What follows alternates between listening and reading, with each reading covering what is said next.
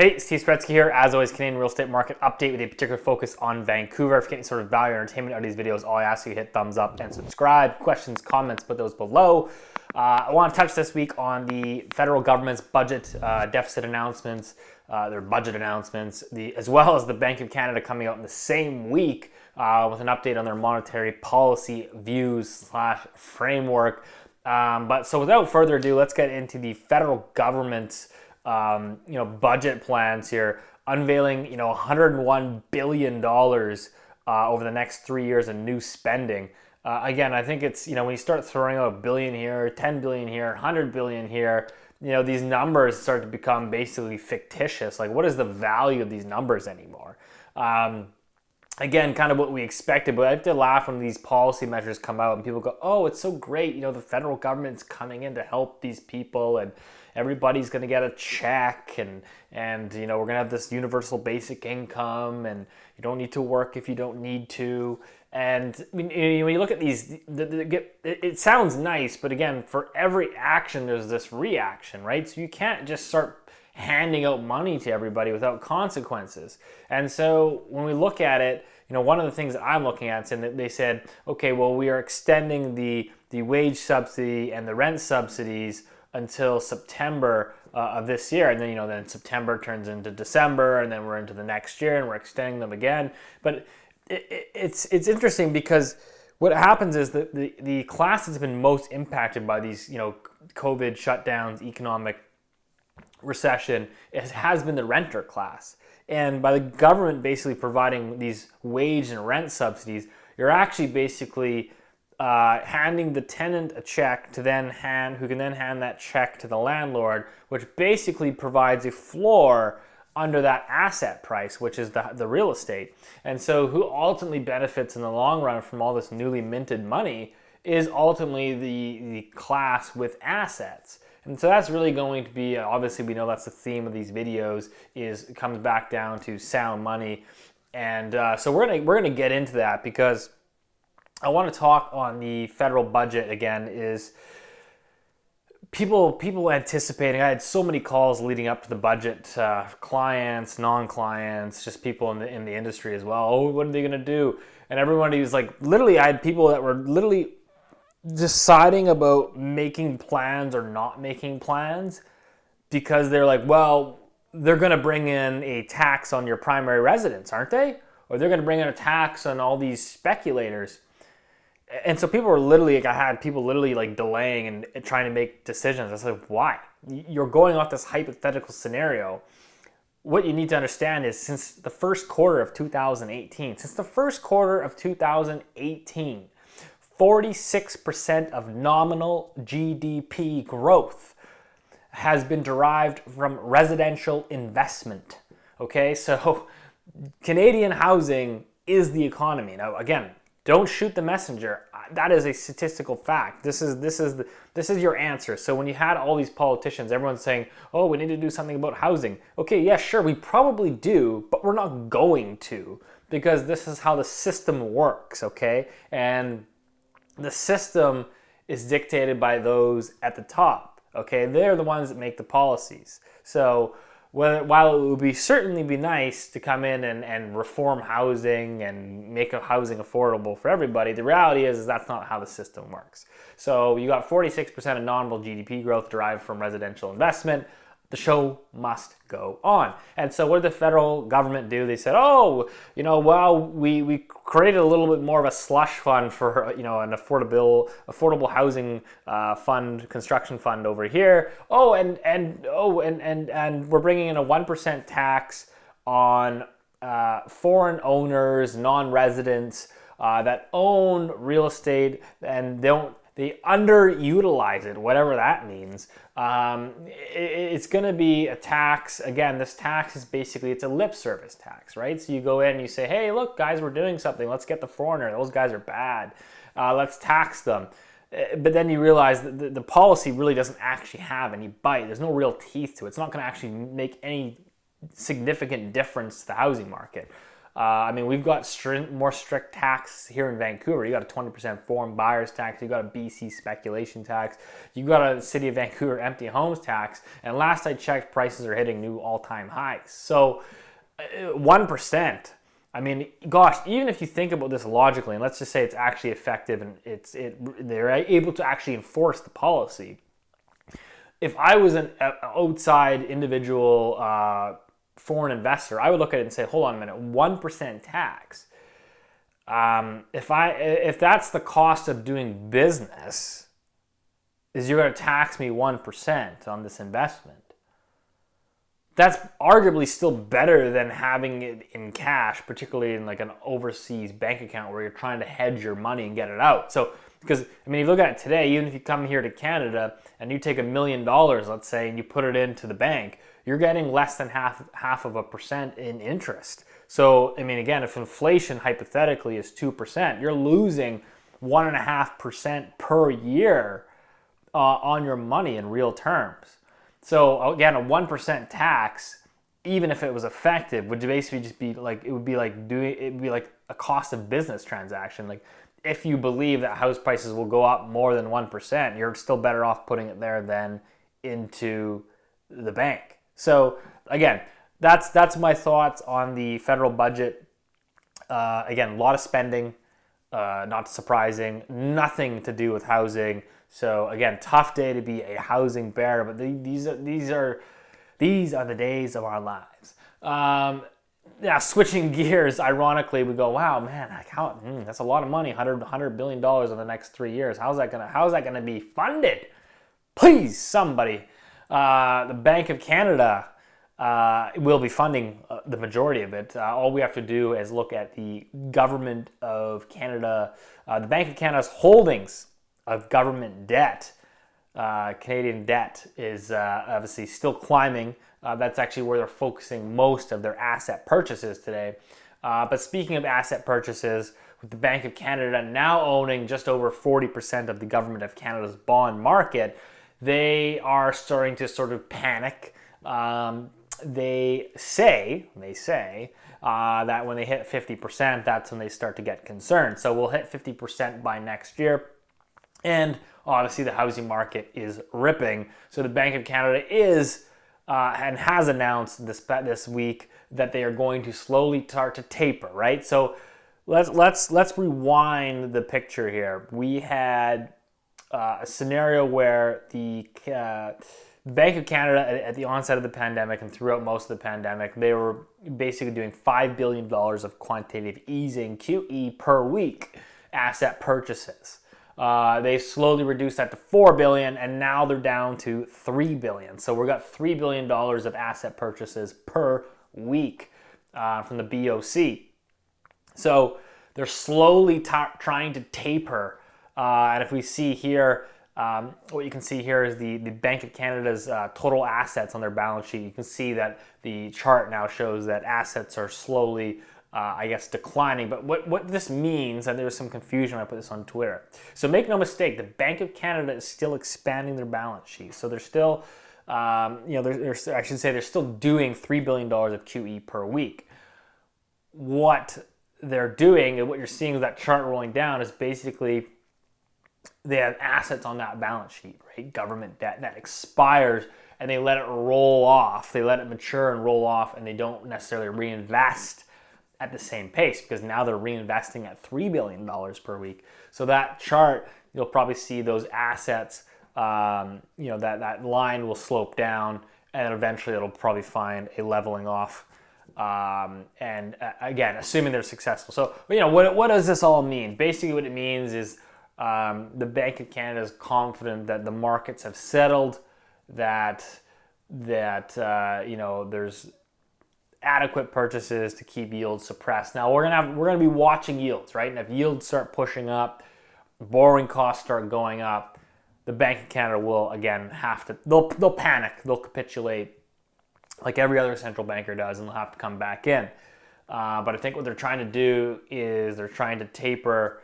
It's all about saving face, right? You eventually will own 100% of the government debt. I think in the next crisis inevitably.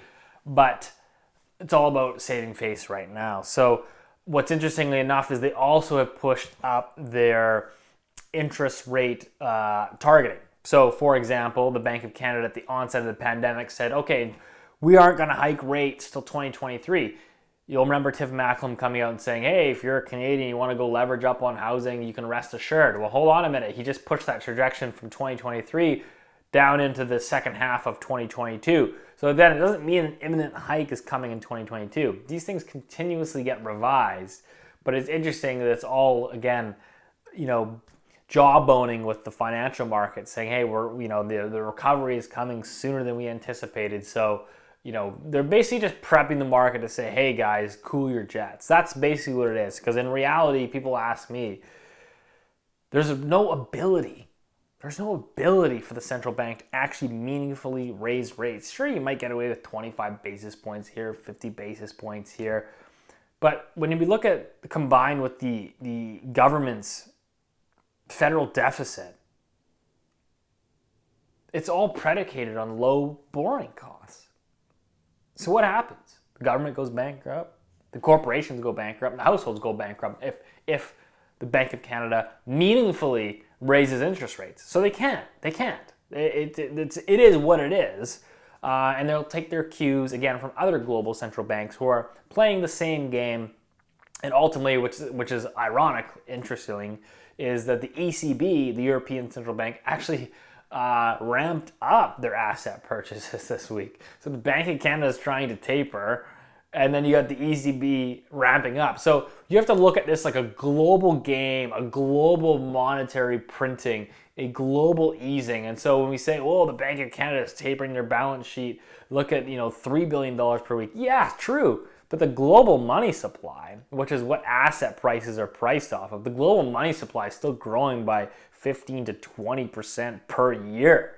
And so again, if you're not, hitting those types of returns or getting close to it, you're arguably losing wealth. You're arguably, again, there's different ways to look at it, but I certainly wouldn't be benchmarking my returns or growing my net assets off of CPI inflation. I mean, if you're growing your asset base by 2%, I'm sorry, you're losing.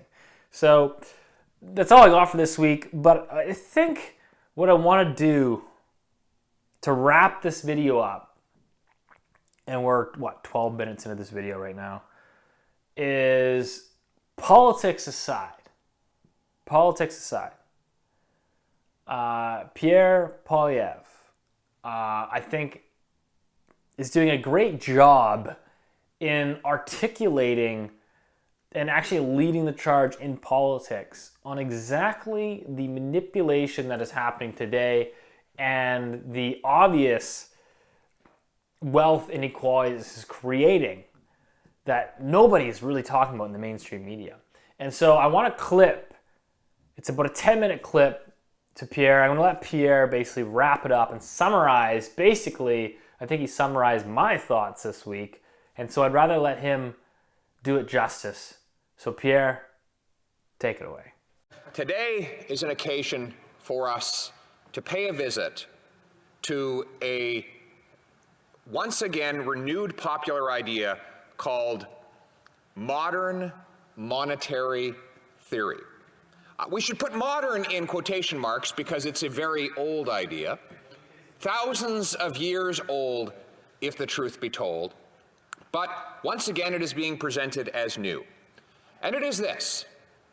It is the idea that governments can spend as much as they want, and to pay for it, they simply print the cash. They create the money because, of course, the bank which they own, in our case the Bank of Canada, has a monopoly on the creation of that currency, so why not just create more money in order to spend it?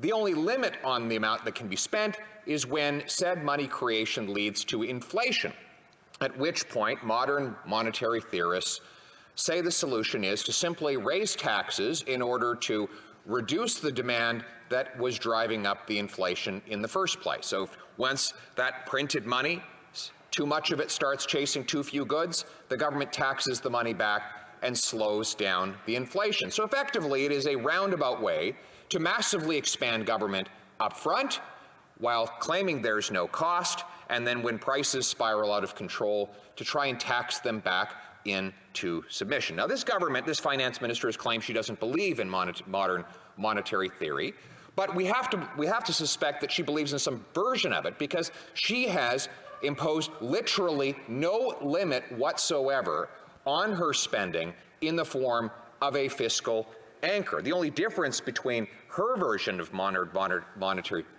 theory and its original theorists is that the original proponents said the bank should simply give the money to the government in order to spend, whereas under the current model this government has set up, the bank sells the debt to the marketplace and then buys it right back at a higher price only weeks later, to the great profit of the investors with whom they carried out that transaction. Now, all this sounds magical, creating something from nothing.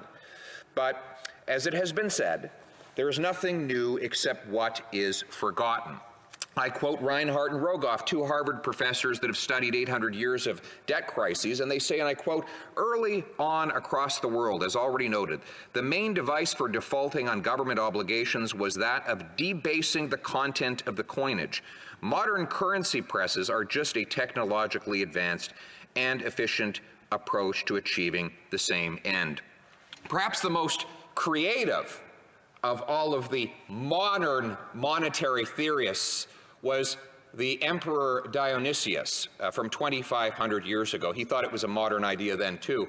He was the dictator of the city-state of Syracuse. And of course, because of all of his sumptuous living and his ridiculous war fighting, he needed cash. So he took the drachmas from his people, and every 1 drachma he stamped with a 2.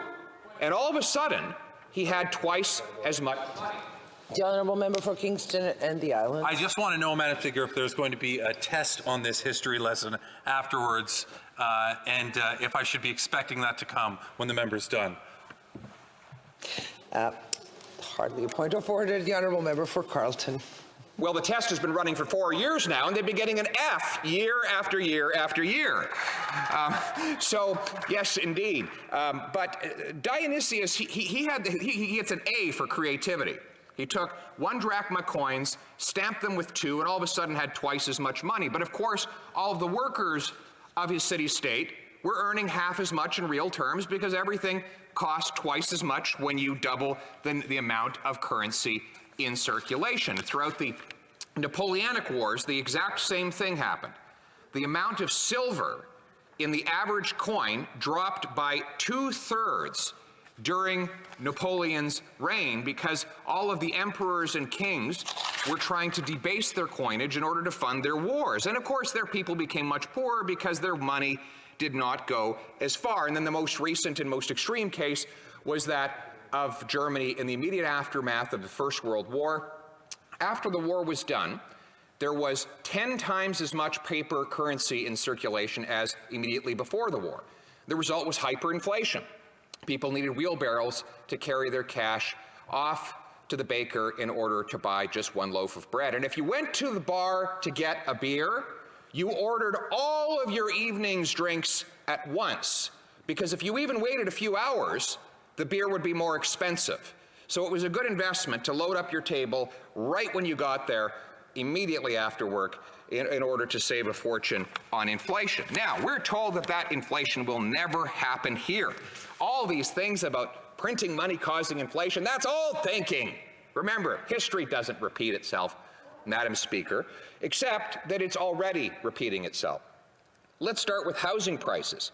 From December 2019, the last month before COVID started to circulate in Canada, to March 2021, the average house went from $518,000 to $716,000.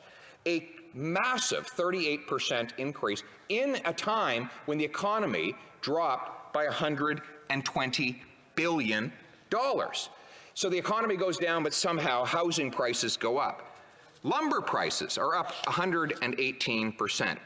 Here's a quote from a contractor. "Oh, it's ridiculous. A 2x4 used to be $3.50. Now they're going for $9.80. A sheet of plywood was $12 2 years ago. Now it's $56. bucks.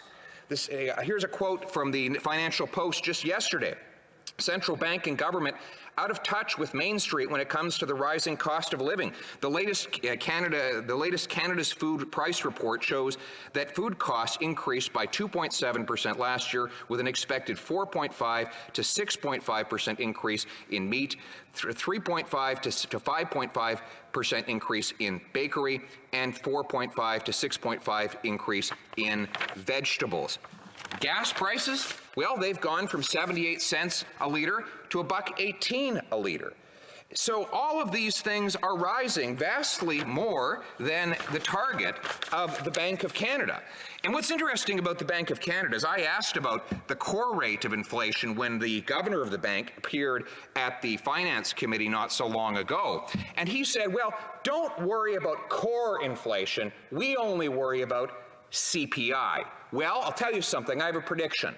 This month, CPI will be way above the 2% target. And I make another prediction, that the Bank of Canada will suddenly say, oh, don't worry about CPI. We use core inflation. So whatever is lowest is the measurement that they use. But here's the consequence of all of these numbers.